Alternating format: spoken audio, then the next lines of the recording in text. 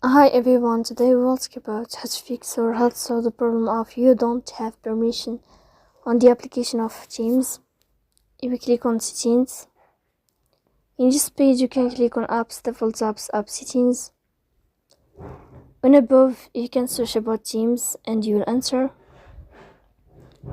Then you can click on first stop and you can click OK. After that you'll enter to the window of storage. Here you can click clear cache. Don't click clear data because that can cause you errors or can delete your account. In the end, you can turn off your phone and you can wait a moment to turn on your phone again to fix that problem. So please don't forget to support us by like and subscribe. See you next time in another video, and thank you for your attention and your watching.